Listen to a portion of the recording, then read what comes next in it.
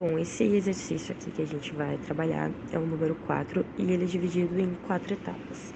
Então, vamos começar lendo o enunciado aqui. Considere o processo cíclico 1, 2, 4, 1, realizado por uma máquina térmica ideal, máquina de Carnot. Aí a letra A. Explique qualitativamente se os valores de calor Q e o trabalho W em cada processo separadamente são positivos, negativos ou nulos. Tá, ele tá pedindo basicamente pra gente explicar qualitativamente. Beleza, vamos lá. Então, o ciclo de Carnot, basicamente, ele vai ter 4 fases. 2 isotérmicas e 4 diabáticas, que elas alternam entre si. Ele é um processo cíclico, então ele sempre vai do ponto A para o B, B para o C, C para o D, D para o A. E a gente tem o nosso gráfico ali, de que é basicamente pressão e volume em relação à pressão. E a gente tem duas curvas isotérmicas, né? Uma que é o TH, que fica na nossa fonte de calor, digamos assim, e a curva TC, que a gente está chamando ali, que é como se ficasse na nossa fonte fria. Então, vamos analisar cada uma delas, né? A gente tem, tipo, um pistão, basicamente, né? Porque é uma máquina térmica, então o objetivo é a gente converter essa fonte de calor em uma energia cinética. No passo 1, ele vai fazer o movimento ali do A para o B, né? O que que acontece ali?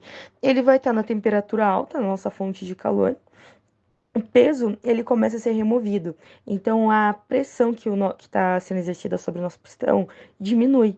E ele, com menos pressão, logicamente, ele vai aumentar o volume dele. Então, ele diminui a pressão e aumenta o volume, chegando até o ponto D, até o ponto B. Só que ele está acontecendo durante nosso TH ali, né? Basicamente, nossa fase isotérmica. Então, a temperatura dele é constante. Ali também está sobre a nossa fonte de calor quente. Então, ele vai ter aquele calor absorvido e o trabalho que ele está exercendo para erguer o pistão é positivo. Então, a gente vai ter nesse uma temperatura constante, o Q absorvido positivo e o W, que é o nosso trabalho, também positivo. No passo 2, a gente vai ter um salto entre o nosso TH e o nosso TC, né? Vai acontecer a fase diabática, que é uma exponencial entre as duas isotérmicas ali. E o próprio nome já diz, né? Adiabático quer dizer que não vai ter troca de calor. Então aí a gente já sabe que o nosso Q é nulo, é igual a zero. Ali o que acontece? Mais peso é removido, então, ou seja, a pressão vai cair mais ainda e o nosso volume aumenta mais um pouco. Quando isso acontece, o trabalho que está sendo realizado novamente é positivo, a temperatura está caindo, né? Porque ele passa da fonte quente para a fonte fria e ele aumentou ali, chegou no volume máximo do nosso ciclo ali. Passando para o passo 3, que ele vai sair do nosso ponto C para o D, ele está na nossa isoterma de baixo, isoterma da fonte fria. Então, o que, que acontece ali? Ele começa a reverter o processo. Peso é adicionado ao pistão, então a gente está aumentando a pressão. Com isso, o nosso pistão vai comprimir ao diminuindo o volume. Então, a gente vai ter um trabalho negativo porque ele está comprimindo. A gente está ali na fonte fria, né? Então, ele vai estar também tendo o nosso Q vai estar sendo negativo também, que é o da fonte fria ali. E ele está na isoterma, então a nossa temperatura vai se manter constante ali tranquilo. Passando para o passo 4, que a gente vai do D para o A, ele vai estar na nossa fase adiabática novamente, que é outra exponencial, passando de uma isoterma para a isoterma de cima, né? Ali vai estar colocando mais peso, aumentando a pressão e, logicamente, diminuindo o volume, que a gente já viu que isso acontece. Quando está diminuindo o volume, o nosso pistão está abaixando, então o trabalho, logicamente, vai ser negativo. A diabática não tem troca de calor. Então, o nosso Q é zero. E ele voltou para o TH, então a gente meio que subiu a temperatura para a temperatura inicial. Então, a gente volta ao nosso processo cíclico, que daí voltaria para o passo 1, passo 2 e assim por diante. A letra B, ela diz o seguinte: calcule o calor recebido, o calor cedido e o trabalho total. Na letra B, ele pede para a gente calcular o calor recebido, o calor cedido e o trabalho total. Então, vamos fazer aqui. Como a gente já explicou na letra A gente tem basicamente duas fases diferentes só, que são as isotérmicas e as adiabáticas. e elas funcionam de maneiras diferentes. Então, para a gente calcular essas coisas, a gente tem que olhar separadamente para cada uma delas. Vamos começar com as isotérmicas. Nas isotérmicas, a gente tem que a variação da energia interna é igual a zero.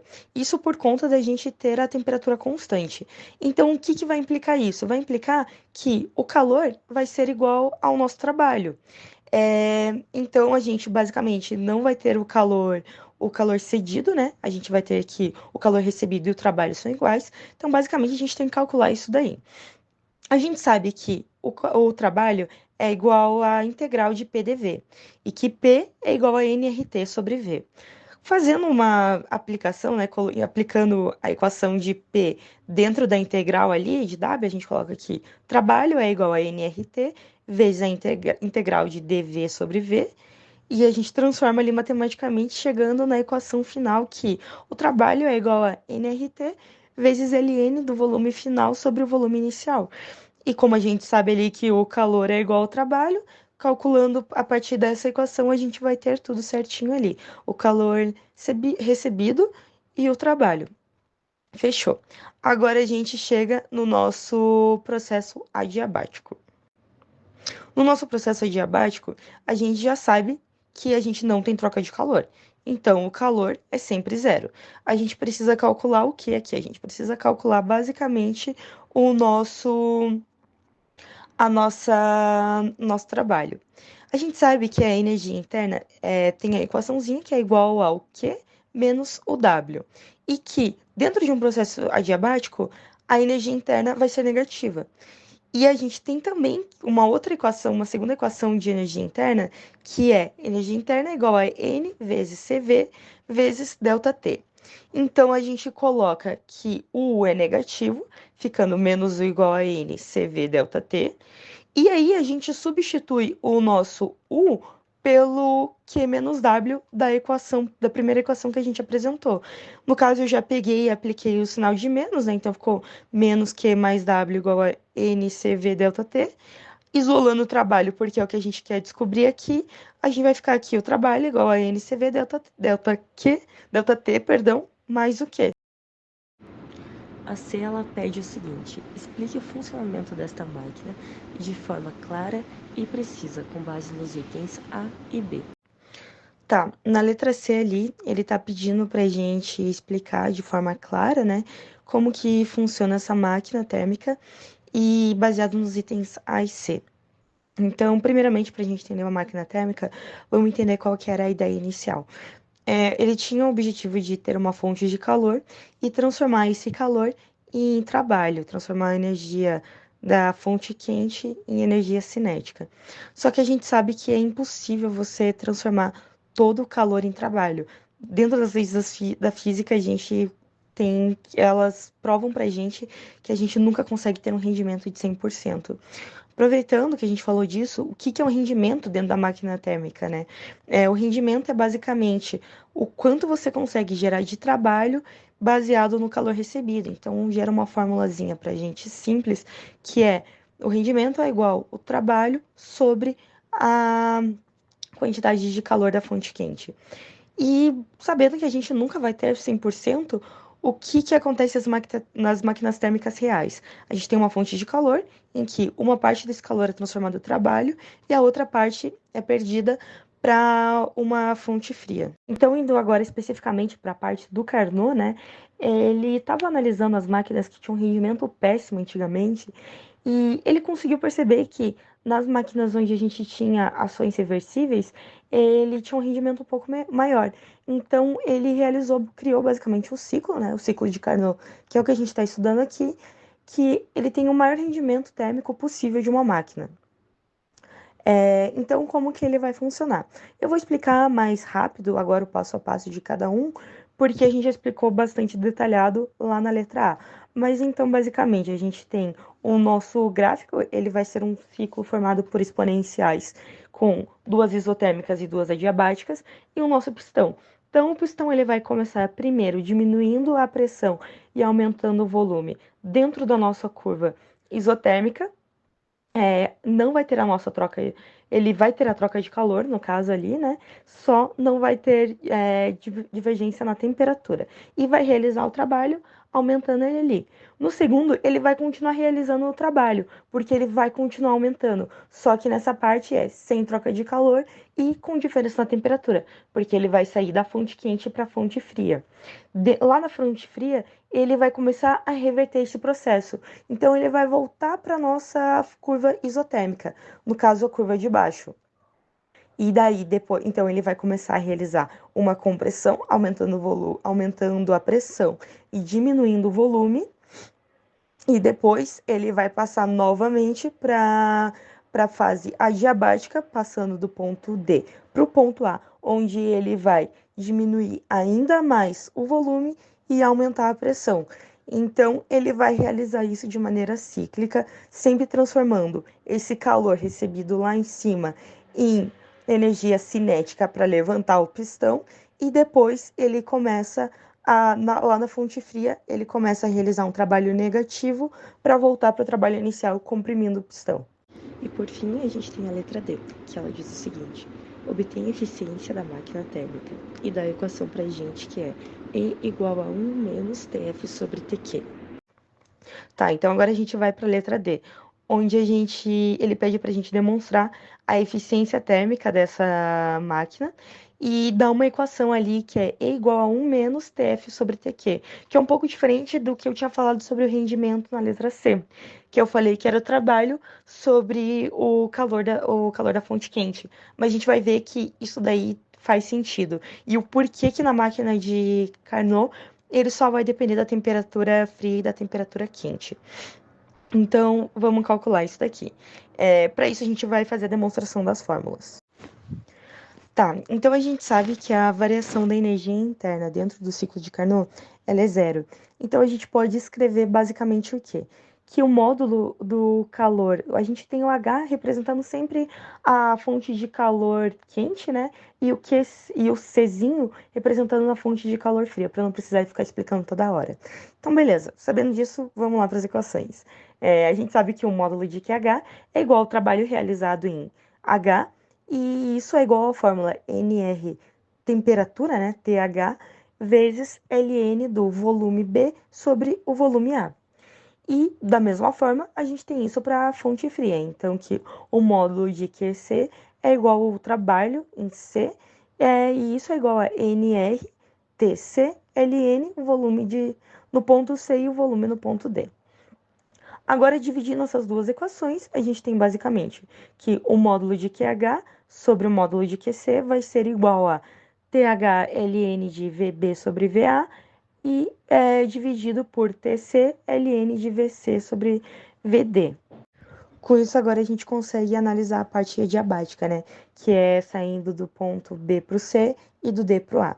Então, a gente consegue escrever as seguintes fórmulas, que TH vezes volume B elevado a gama menos 1 é igual a temperatura TC vezes VC elevado a gama menos 1. E, consequentemente, a gente também tem que TH vezes VA elevado a gama menos 1 é igual a TC vezes VD gama menos 1. Então, basicamente, o que a gente tem aqui? A gente tem uma relação entre o volume, a temperatura quente e fria entre os pontos dos volumes VB e VC, e o outro entre a temperatura quente e a temperatura fria nos volumes A e D. Beleza, agora a gente vai fazer o mesmo esquema que a gente fez no anterior e dividindo as equações. Então, a gente vai ter aqui VB elevado a gama menos 1 sobre VA elevado a gama menos 1 vai ser igual a VC elevado a gama menos 1 e VD elevado a gama menos 1. Ou seja, dá para a gente cortar essa brincadeira aí e simplificar, deixando mais simples, colocando que VB sobre VA é igual a VC sobre VD. Com isso, a gente consegue simplesmente combinar as equações finais ali 1 e 2, chegando aqui, o módulo de QH sobre o módulo de TC vai ser igual a TH sobre TC. E é isso que eu quis dizer quando eu falei que existia uma relação entre a fórmula anterior e essa fórmula. Porque eu vou mostrar melhor ali embaixo essa relação certinha. Mas então a gente já chegou nessa relação ali.